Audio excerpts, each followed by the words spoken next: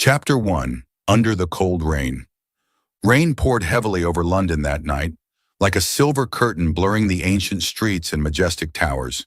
In Mayfair, where wealth draped itself in quiet elegance, the world seemed distant, muffled by the steady tapping of rain on cobblestones and the thin mist swirling through the air. But for Charlotte Hargreaves, Lottie as her mother once called her, there was no elegance or romance in this rain, only coldness, only emptiness. She stood in the dim light of a small suburban apartment, a few miles from the city center, her trembling fingers touching the cracked mirror on the wall. The reflection was a stranger, tangled blonde hair damp from the humidity, pale green eyes dulled by exhaustion, and a faint streak of blood clinging to her lower lip. She wiped it with a tissue, wincing as the sting reminded her of James's latest outburst. It had started with a question, naive, foolish, desperate. "Whose perfume is that on your shirt?" she had asked, her voice barely above a whisper. His answer was a punch, a curse, and the bitter taste of blood in her mouth. Now the apartment was silent, save for the rain tapping at the window pane like a restless ghost. James stood by the door, his large frame blocking the exit, his heavy breath reeking of cheap beer. His brown hair was a mess, his polo shirt wrinkled and stained, far from the polished son his mother had once bragged about. "I'm sick of this," he growled, his words slicing through the stillness like a sharp blade. "My mother was wrong to choose you. You're nothing, nothing!" He hurled the words at her, each one hitting harder than his blows. "I want a divorce." Lottie froze, her heart pounding wildly in her chest. Divorce. The word hung in the air, heavy and final, like a guillotine poised to sever the fragile thread of her life. She should have felt relief. 3 years of bruises, whispered apologies, and nights listening to him stumble home with another woman's scent should have made her leap at the chance to be free. But instead, fear coiled around her like a snake. Where would she go? What would people say? The neighbors, the few friends she had left, the shadow of her pride, all would whisper behind her back, poor Lottie couldn't keep her man. And this apartment, this cold, wretched cage, was the only home she knew. Without it, without him, she'd be adrift. I don't know," she whispered, her voice trembling as she gripped the edge of the kitchen counter. "We could try again, James. I could..." "Try?" He burst into laughter, a harsh, rasping sound that made her flinch. "You're pathetic. I've got someone else now, someone who doesn't nag me to death. Stay if you want, but I'm done pretending." He grabbed a chipped mug from the table and flung it hard against the wall. It shattered with a sharp crack, porcelain shards scattering across the floor like the fragments of her resolve. Then he left, the door slamming shut behind him, leaving her with the echo of his contempt. Lottie sank to the floor, her knees pressing into the cold tiles. The rain outside grew louder, its steady rhythm matching the throbbing in her head. She reached for the mirror again, her fingers tracing the faint purple mark blooming on her cheek. A gift from last week, when she forgot to iron his shirt. How had it come to this? 3 years ago, she was a shop girl in Yorkshire, dreaming of a peaceful life with a man who promised to cherish her. James Carter had seemed steady back then, a mechanic's son with a crooked smile and a mother who insisted Lottie was perfect for him. She had worn a simple white dress at their wedding, her heart fluttering with naive hope. But that hope had withered under his fists, his affairs, his relentless cruelty. She stood up slowly, her legs unsteady, and looked at herself in the mirror once more. The woman in the glass was a hollow shell, carved out by fear, shame, and the weight of a marriage she hadn't chosen. "Is this it?" she whispered to herself, her breath fogging the mirror.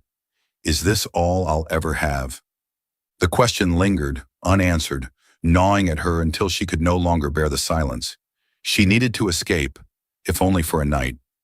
Her hands moved on instinct, pulling an old woolen coat from the rack, its gray fabric frayed at the cuffs. She grabbed an umbrella, its handle bent from one of James's rages, and stepped out into the storm. The rain hit her like a slap, soaking through her shoes as she walked, aimless at first. The lights of central London glimmered in the distance, beckoning her towards something, anything, that wasn't this stifling void. She wandered into Soho, where the narrow streets buzzed with life despite the weather. Neon signs glowed through the mist, casting pools of color onto the wet pavement. Her umbrella tilted in the wind as she turned into a small bar, nestled between a bookshop and a shuttered bakery. "The Fox and Hound," the sign read, its letters peeling but warm with promise. Inside, the air smelled of oak and whiskey, the low hum of jazz weaving through the chatter of strangers. Lottie shook the rain from her coat, her hair sticking to her face, and sat down on a stool at the counter. The bartender, a wiry man with a graying beard, glanced at her with mild curiosity. "Gin and tonic," she said, her voice hoarse. He nodded, sliding the glass across the counter without a word. She took a sip, the sharp bite burning her throat, then another. Warmth spread through her chest, easing the ache that had taken root. For the first time in hours, she could breathe. She didn't know how long she sat there sipping her drink, watching the rain streak the windows like tears. The bar was a jumble of faces, laughing couples, lone drinkers, a group of men in suits arguing about football. She felt invisible, a ghost among the living, and maybe that was why she ordered a second glass. Then a third. The world softened at its edges, the pain blurring into something she could almost ignore. Chapter 2. A Drunken Night at the Bar. The bar.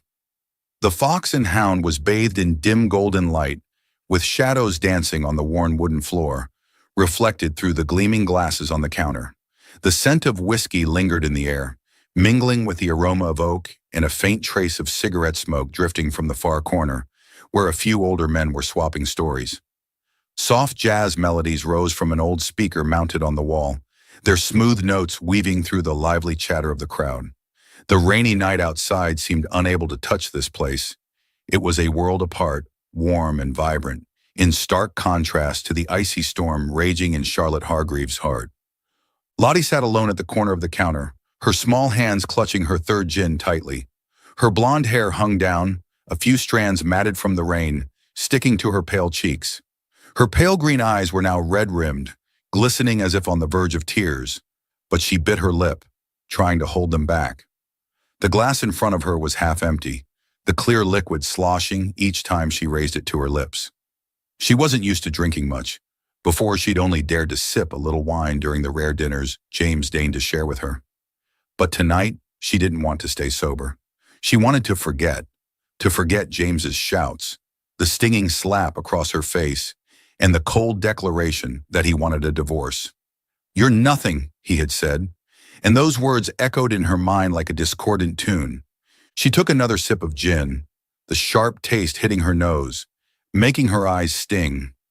The bar grew busier, the laughter of young couples mixing with the clinking of glasses. A group of men in suits sat near the door, arguing animatedly about last night's football match. A red-haired girl in a sparkly dress giggled beside her lover, their hands tightly clasped. Lottie watched them, a pang piercing her heart. She had once dreamed of moments like these, warm evenings with a man who loved her. But with James, all she got was silence, blows, and the strange scent of perfume on his clothes. 3 years of marriage, and she was still as lonely as the first day. "Another one," she said to the bartender, her voice hoarse, almost drowned out by the music. The gray-bearded old man glanced at her, a flicker of concern in his eyes, but he nodded, pouring a fresh gin and placing it in front of her. She didn't thank him. She no longer had the energy for politeness. She just wanted to sink into the haze of alcohol, let it wash everything away. A few seats away from Lottie, the bar door swung open, bringing in a gust of cold air and a few raindrops. Edward Blackwell, Ned, stepped inside, his dark gray trench coat glistening with water, his dark brown hair tousled by the wind. He shook the rain from his sleeves, his gray eyes scanning the room with the calm of someone accustomed to being in control. He wasn't a regular here. In fact, he rarely visited bars. After a long day at the office on the 68th floor of Blackwell Investments, he usually went straight to his Mayfair apartment, sitting by the window with a whiskey, watching the rain fall. But tonight he needed air, something to rouse him from the emptiness that had taken root since Emily's death. Ned chose a seat near the counter, a few steps from Lottie, and ordered a scotch. He sat down, his shoulders slightly slumped from fatigue, but his gaze remained sharp, taking in everything around him. He hadn't come to talk to anyone. He just wanted quiet, letting the music and the smell of liquor soothe his mind. But then he noticed her, the blonde woman sitting alone, her trembling hands clutching a glass, her eyes lost amid the noisy crowd. Something about her held his attention, the way she bowed her head as if trying to hide from the world, the way her shoulders shook with each sip, and the faint bruise peeking out from under her long-sleeved sweater. He didn't know who she was, but he recognized that pain. He had carried it himself, seen it in the mirror after that fateful night 4 years ago, when a call from the hospital told him Emily hadn't made it. Lottie didn't see him. She had drunk too much, her mind foggy, the world around her blurring like a painting smeared by rain. The fourth gin slid down her throat, and she started to mutter, disjointed words only she could hear, but loud enough for Ned, with his keen ears, to catch. 3 years, she whispered, her voice choked. 3 years of being hit, betrayed. He said I was nothing. She gave a bitter, feeble laugh. His mother picked me, said I was the perfect bride, but he only wanted someone else. Ned tilted his head, listening without moving. He hadn't planned to get involved. He wasn't the type to meddle in a stranger's affairs, but her voice, though faint, cut through the noise, striking him like a needle. She went on, her words spilling out with the alcohol. I tried, cooked the meals he liked, kept the house clean, but he came home with another woman's perfume, then hit me when I asked. She stopped, her hand gripping the glass so tightly her knuckles turned white. Now he wants a divorce, and I'm still scared. I'm so stupid. A tear rolled down her cheek, falling onto the wooden counter, glinting under the light. She didn't wipe it away. She had no strength left. She just bowed her head, her hair hiding her face, and cried silently. Her small sobs were drowned out by the music, but Ned heard them. He felt them. That pain, that despair. He had stood where she stood, questioning if he was worth anything after losing Emily.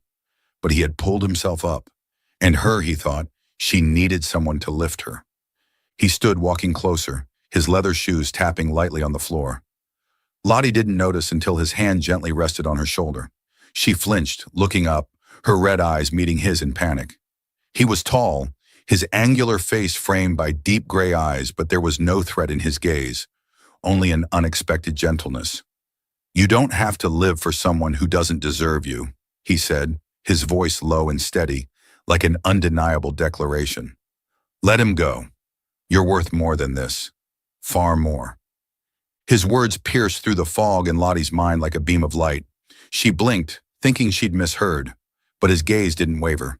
It wasn't pity, it was understanding, a hand extended in the dark.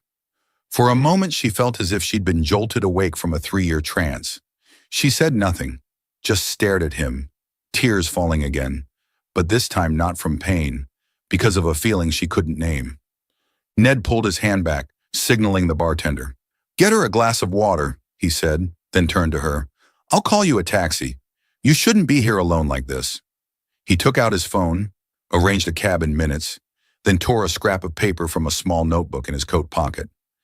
He wrote his number in firm, clear strokes and handed it to her. If you need someone, I'm here. Lottie took the paper, her hands trembling, her fingers clutching it as if afraid it would vanish. The taxi arrived and Ned helped her to the door, holding an umbrella over her in the unrelenting rain. She stepped into the car, looking back at him through the misty window, a stranger with gray eyes, the first person to give her a spark of hope in 3 dark years. As the cab pulled away, she held the note close, her heart racing, not from fear, but from something new, something alive, stirring within her. Tonight she didn't know it yet, but her fate had begun to be rewritten. Welcome to Soul Stories. Life can feel overwhelming, but here we share heartfelt stories to bring you peace, joy, and inspiration. Your support, every comment, like, and follow means the world to us. It fuels our passion to create more meaningful and uplifting stories just for you. Did our latest story touch your heart? Drop an I am happy in the comments if it resonated with you. Join our community of kindness, love, and positivity by subscribing today. Let's make every day a little brighter. Together. Chapter 3. Courage in the Rain. The rain still hadn't stopped when Lottie stepped out of the taxi, her soaked shoes squelching on the sidewalk, leading to the small suburban apartment in London. It was late at night, the streets quiet under the dim orange glow of streetlights, with only the trickling sound of water running through roadside drains. She shivered, not entirely from the cold, but because the words of the stranger from the bar, Ned, kept echoing in her mind like an endless refrain. You don't have to live for someone who doesn't deserve you. You're worth more than this. Far more. Those words were like a breeze blowing through the fog in her mind, leaving her both confused and yearning to believe they could be true. She opened the door, the faint light from the ceiling bulb illuminating the cold room. Shards of the mug James had thrown still lay scattered on the floor, a reminder of his rage before he stormed out. Lottie took off her coat, hung it on the rack, and sat down on the worn armchair by the kitchen table. In her hand was the small piece of paper Ned had given her, his phone number written in bold, clear strokes, like a silent promise. She caressed it, her fingers gliding over each digit, her heart warming in a strange way. But then her gaze fell to the drawer beside her, where she knew James had left the divorce papers. She stood up, slowly pulling the drawer open. A stack of white papers lay neatly inside, the words divorce petition printed boldly at the top, tightening her chest. James had signed his name at the bottom, his scrawl sloppy but decisive, as if he hadn't hesitated to discard her. She picked up the papers, her hands trembling so much that they rustled. She wanted to sign, wanted to end it all. But each time the pen touched the page, she stopped. Images of James hitting her flashed vividly. The slap when she spilled coffee, the punch when she dared to ask about strange messages on his phone, and the nights he came home late, his shirt reeking of lipstick and alcohol, looking at her as if she were a useless object. Yet she had stayed. Why? Because of fear.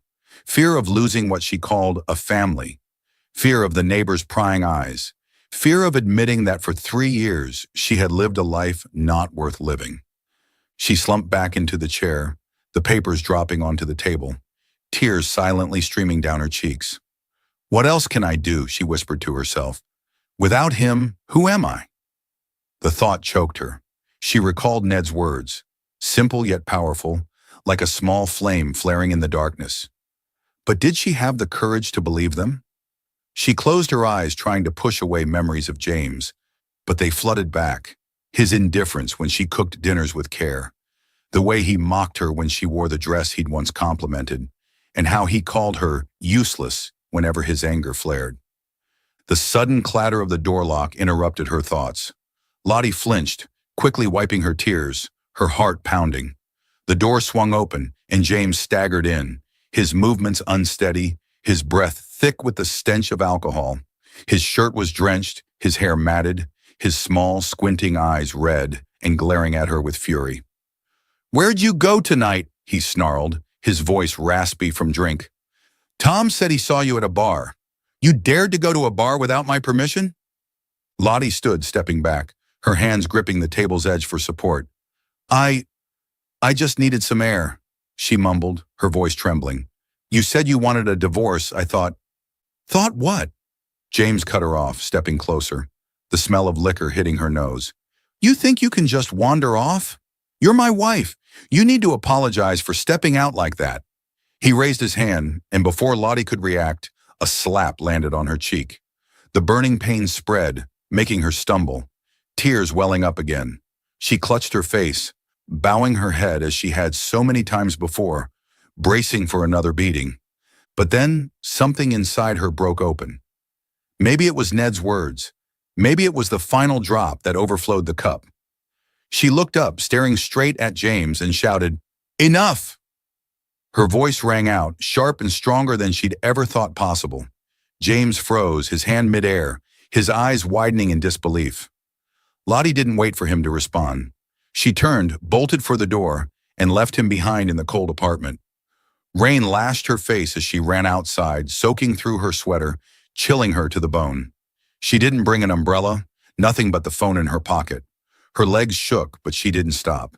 She needed to escape this place, away from James, away from the cage she'd locked herself in for 3 years. In the pouring rain, she pulled out her phone, her wet, trembling hands fumbling to dial Ned's number, the only person she could think of now. The phone rang twice before he answered, his deep voice coming through the speaker. "Hello? Ned," she choked out, rain mixing with her tears. "I need you. I don't know what to do." "Where are you?" he asked immediately, his tone unwavering. She gave her address, her voice breaking with sobs. "Don't move. I'm coming right now." 15 minutes later, a sleek black car pulled up to the curb, its headlights cutting through the rain. Ned stepped out, his trench coat flapping in the wind, his gray eyes flashing with worry as he saw her huddled under a tree, drenched and shivering. He said nothing, just opened the car door and helped her inside.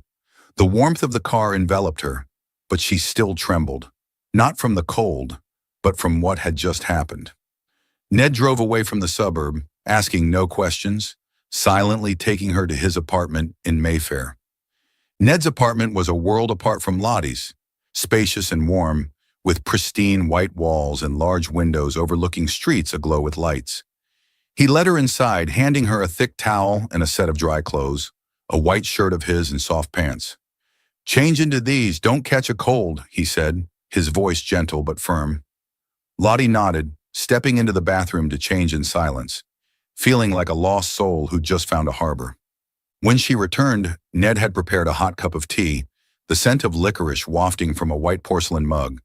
He set it on the wooden table by the sofa, motioning for her to sit. Lottie cradled the tea, its warmth spreading through her hands, easing some of her shaking. "Thank you," she whispered, not daring to meet his eyes.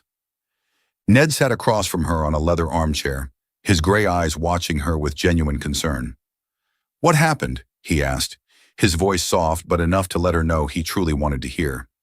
She took a deep breath and told him about James's slap, his demand for a divorce, how she'd finally run away. Tears fell again, but she didn't wipe them away. Ned listened without interrupting, nodding slightly when she paused to breathe. When she finished, he was quiet for a moment, then said, "I lost my wife, Emily, in a car accident 4 years ago. I thought my life ended with her. But I learned one thing. Life's too short to live in misery. You don't have to endure it anymore, Lottie." His words cut through the invisible ropes binding her like a knife. She cried harder, but this time not from pain, because of relief, because of being understood. Ned stood, retrieving the divorce papers from her coat pocket, still there, though damp, and placed them on the table. "Sign it," he said. "Not for me, but for yourself." Lottie looked at the papers, then at him. His gray eyes didn't pressure her, only encouraged. She picked up the pen, her hand still shaking, but this time she didn't stop. She signed her name, Charlotte Hargreaves, below James's, each stroke like a cut freeing her from the past. When she set the pen down, she exhaled, a long breath as if shedding an entire world. Ned gave a faint smile, standing to fetch a thin blanket to drape over her. "Sleep here tonight," he said, pointing to the wide sofa. "I'll be in the next room. If you need anything, just call." He turned, walking to the large window, standing there watching the rain fall, his heart stirring, for the first time in 4 years, for a woman he'd just met, but already wanted to protect. Lottie lay on the sofa, pulling the blanket up, her eyes blurred from exhaustion and emotion. The rain outside no longer felt frightening. It was a lullaby, guiding her into the first sleep free of James's shadow. She had found courage, and she knew from this night on, everything would be different. Chapter 4. A new job, a new life. The next morning, as the first rays of sunlight pierced through London's gray clouds, Lottie woke up on the warm sofa in Ned's apartment. The rain had stopped, leaving behind a quiet city that sparkled after the storm. She sat up, the thin blanket slipping off her shoulders, and looked around the spacious room with its pristine white walls and minimalist, yet luxurious furniture. The teacup from last night still sat on the table, cold now, but its warmth lingered in her heart. The divorce papers, now bearing her signature, lay neatly beside it, like a declaration that she had truly stepped through the door to freedom. Ned emerged from the kitchen carrying a small tray with 2 cups of coffee and a few slices of toast. He wore a simple white shirt, sleeves rolled up to his elbows, his dark brown hair slightly tousled from not being combed. "Good morning," he said, his deep voice resonating softly as he set the tray on the table. "How do you feel?" Lottie gave a weak smile, wrapping her hands around the hot coffee he handed her. "Better. Thanks to you. I don't know how to thank you." She took a sip, the faint bitterness of the coffee sharpening her senses. "No need to thank me," Ned replied, sitting down in the chair across from her. "I just did what I thought was right." His gray eyes looked at her, not imposing, but enough for her to feel his sincerity. They ate breakfast in silence with only the faint crackling of the small fireplace in the corner breaking the quiet. But that silence wasn't oppressive. It was gentle, like a promise that she didn't need to rush. After breakfast, Lottie decided to leave. She couldn't stay forever in a stranger's apartment, even one who had saved her from the darkness. Ned offered to drive her home, but she declined, saying she needed time to think. He nodded, giving her a small amount of money for a taxi and saying, "Call if you need anything. I mean it."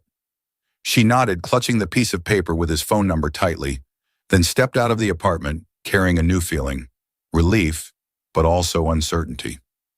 3 days later, Lottie officially left the old apartment.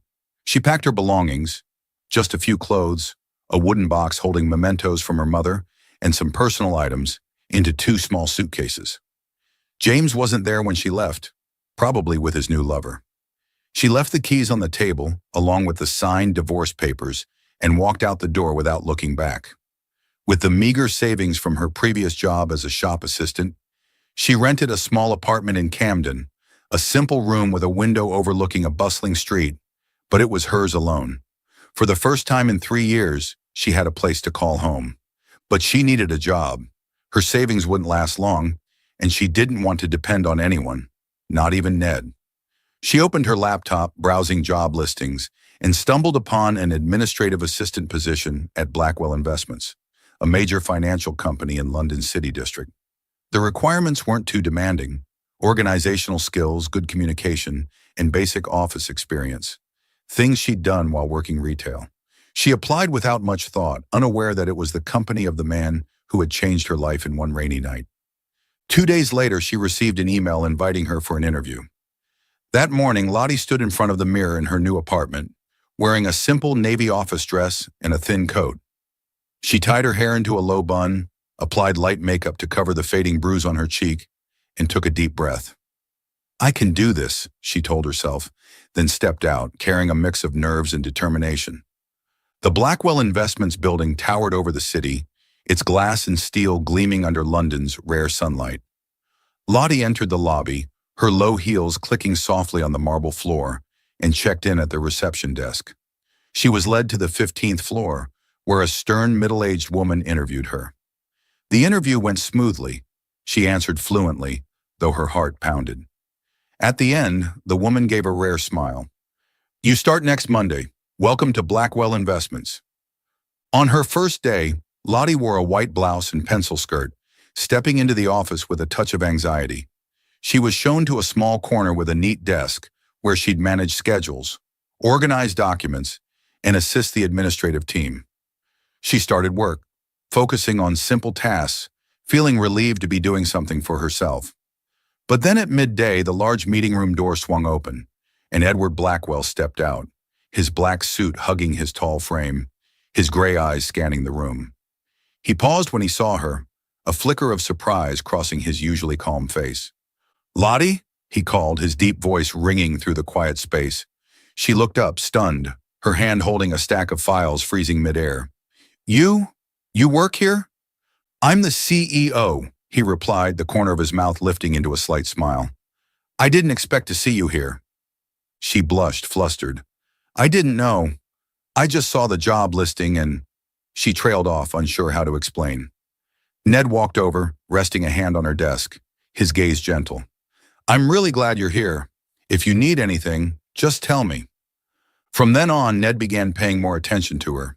He gave her small tasks, scheduling meetings, preparing reports, but always paired them with a few minutes of conversation. They talked about London, rainy days, and the hidden cafes and narrow alleys he liked.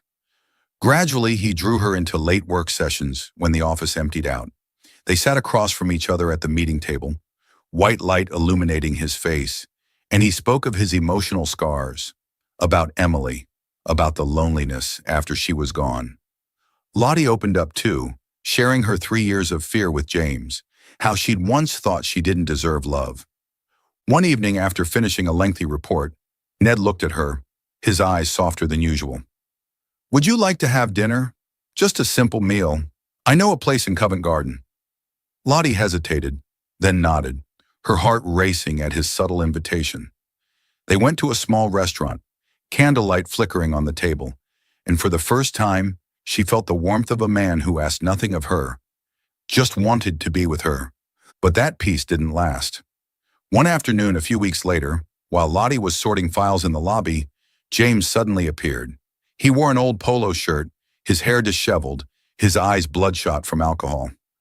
"Who do you think you are working here?" he yelled, his voice echoing through the lobby, drawing stares from a few employees. "Working for that rich guy to scam money, huh? You cheap thing." Lottie trembled, clutching the files tightly, her face paling from shame and fear. "James, go away," she said, her voice faint. But he stepped closer, raising his hand as if to slap her. Before he could, a cold voice cut through.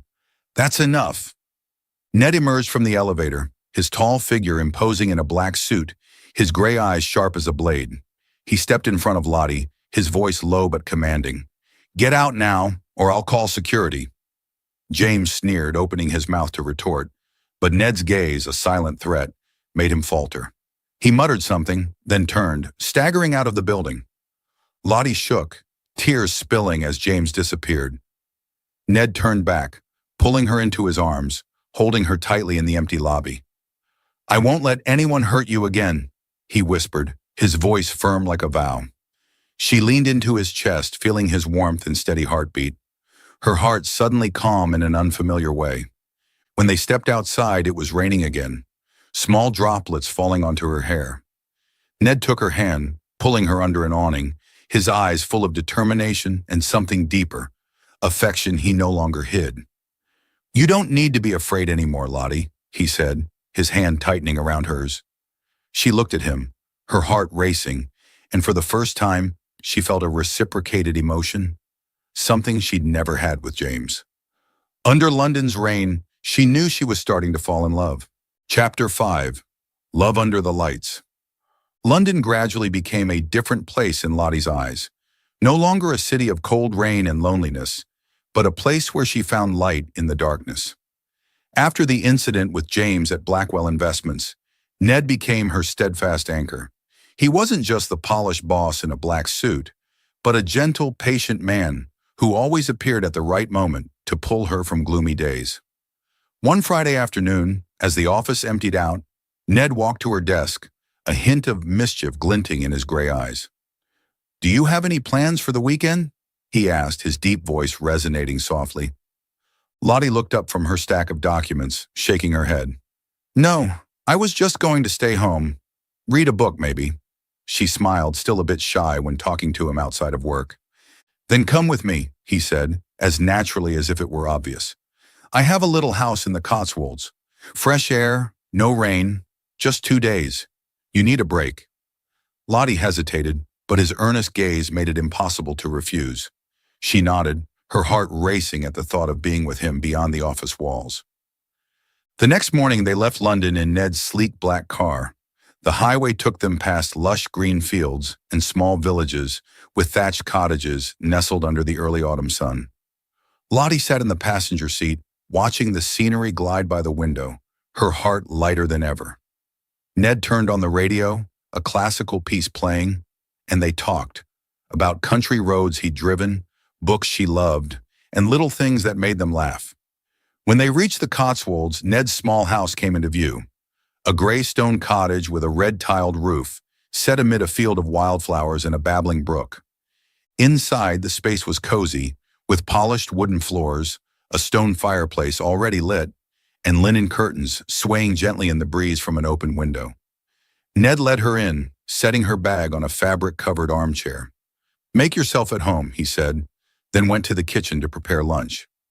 Lottie sat by the fireplace, the crackling flames warming her hands, and she suddenly realized she hadn't felt this peaceful in the past 3 years. They ate lunch, a simple meal of bread, cheese, and red wine, at a small wooden table by a window overlooking the field.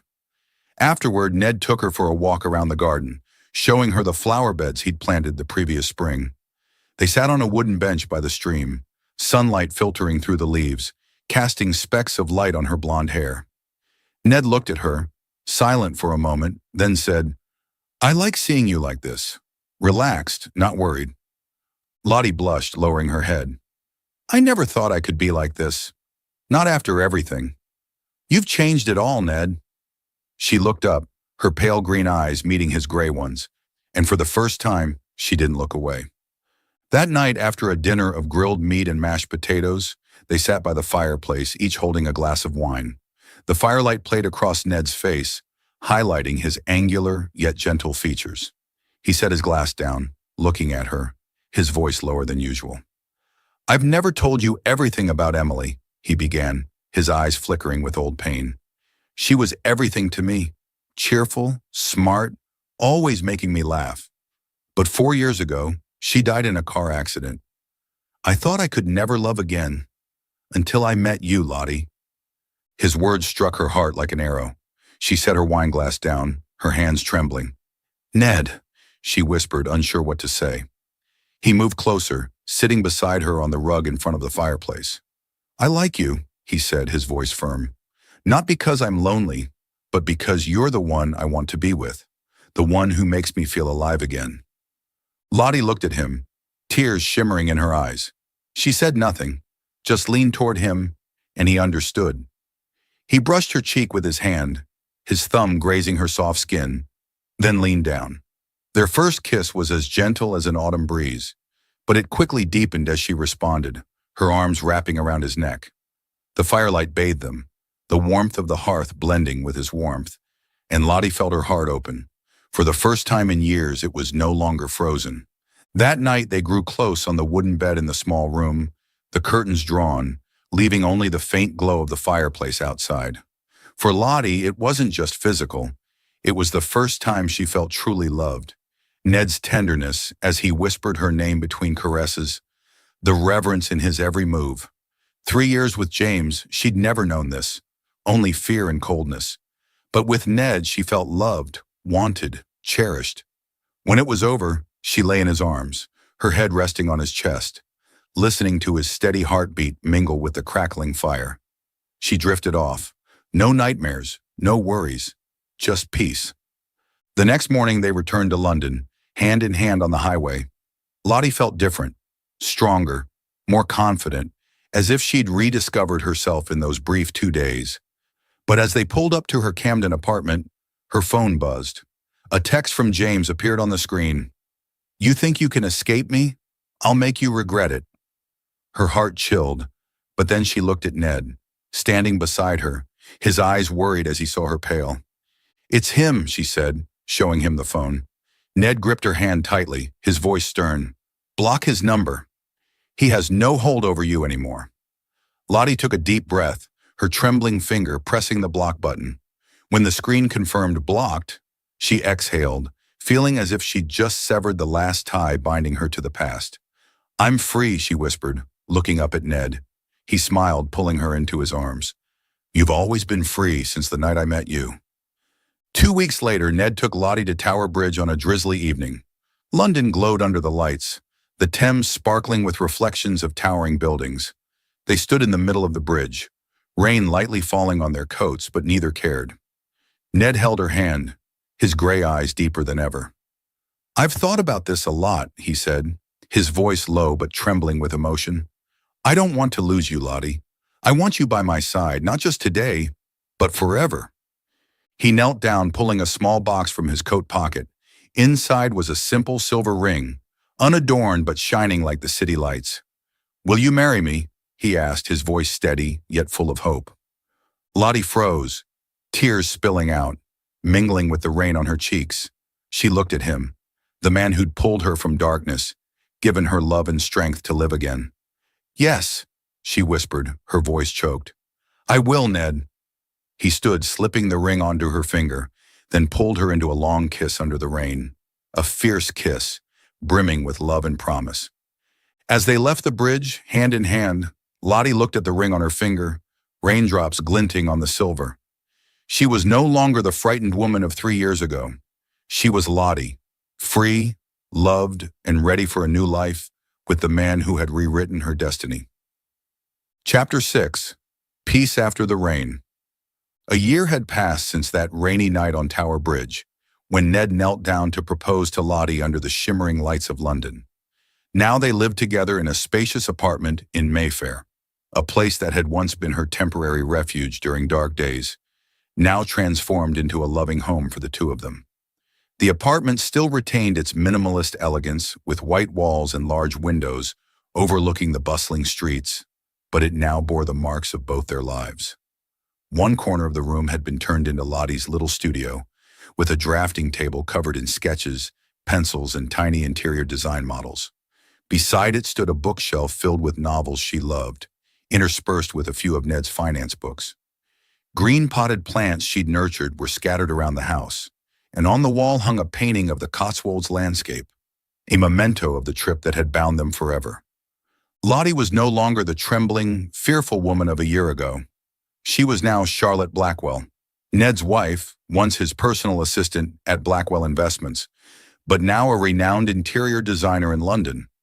After their marriage, she embarked on a journey to pursue the dream James had crushed during their 3-year marriage: interior design. She enrolled in a part-time course at Central St. Martin's, one of England's most prestigious art schools, and spent hours each evening sketching, researching materials, and learning how to turn empty spaces into living stories. Ned was always by her side, sitting nearby with a glass of whiskey, his gray eyes gleaming with pride as he watched her work. "You'll do great things, Lottie," he said one evening, as she finished a sketch for her final course assignment. She looked up, smiling at his praise. "Thank you, Ned. I wouldn't have come this far without you." Ned shook his head, setting his whiskey glass on the table. "No, you made it because of you. I'm just the one standing beside you." His words made her feel the unwavering faith he had in her, a faith that lit the path ahead. Lottie's journey didn't end with completing the course. After graduating with an outstanding degree, she began freelancing, taking on small projects from friends and former colleagues at Blackwell Investments. Her first project was redesigning the company's main meeting room, a space once cold with glass walls and stiff wooden tables. She turned it into a warm haven, with pale blue walls, soft fabric chairs, and abstract paintings hung sporadically. Ned was the first to praise it, but it was the board's feedback. "Miss Blackwell has brought soul to this place," that made her realize she could go further. Word spread quickly, and soon Lottie was commissioned for bigger clients: a luxurious restaurant in Covent Garden, a boutique hotel in Notting Hill, then a Chelsea mansion for an aristocratic family. Her style, blending modern minimalism with the cozy charm of the English countryside, swiftly gained attention. Interior design magazines like Homes and Gardens and Elle Decoration started mentioning her name, calling her London's rising star of interior design.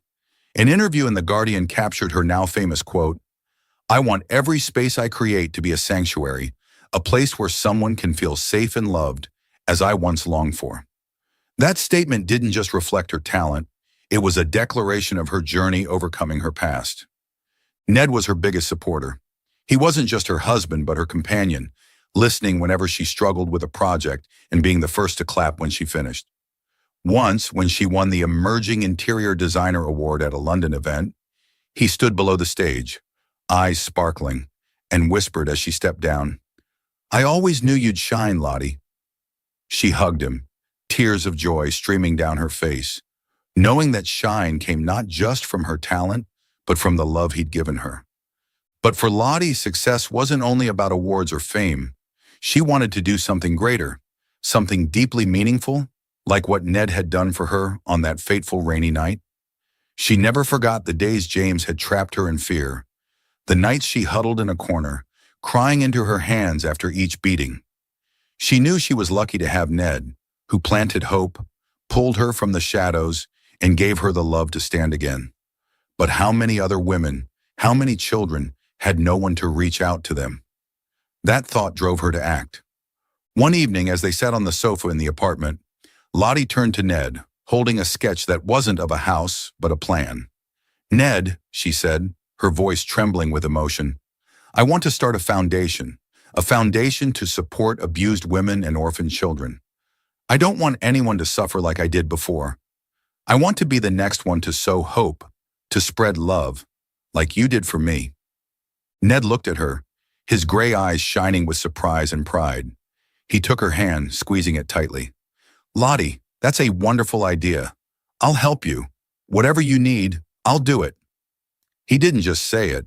With his experience running Blackwell Investments, he helped her draft financial plans, connect with donors, and build a reliable team.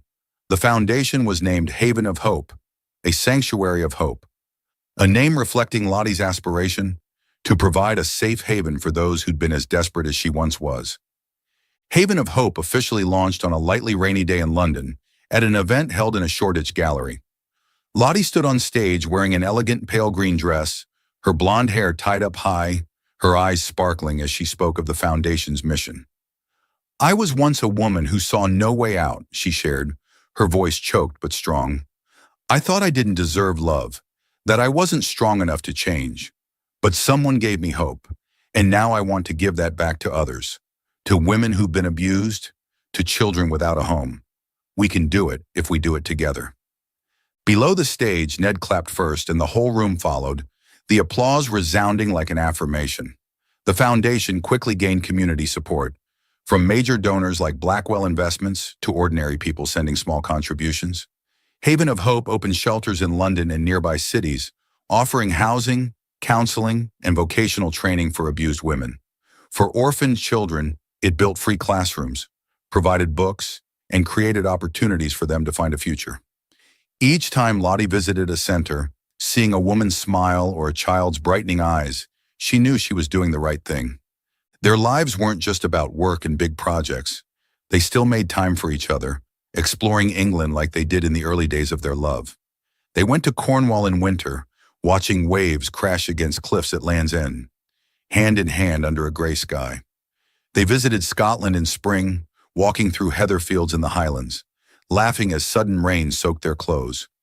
Each trip was a memory, proof that their love wasn't just a fleeting flame from those early days, but a steady warmth enduring through time. James was now a distant memory. Lottie heard he was scraping by in Manchester, his relationship with his new lover fallen apart, sinking deeper into alcohol. Once she glimpsed him on Oxford Street while walking with Ned. He stood there, his old shirt tattered, his squinting eyes watching her with belated regret. But she didn't stop, didn't look back. She held Ned's hand tighter, walking on, leaving him behind with regrets that couldn't change anything. James no longer had power over her. She was free, and she had found true happiness. One autumn evening, as light rain fell outside the apartment windows, Lottie sat on the sofa, sketching a new design, a community center for Haven of Hope. Ned came in, shedding his wet trench coat, and sat beside her. He picked up the sketch, studying it. "Another sanctuary, huh, Lottie?" he asked, smiling. "Yeah, Ned," she replied, pointing at the lines.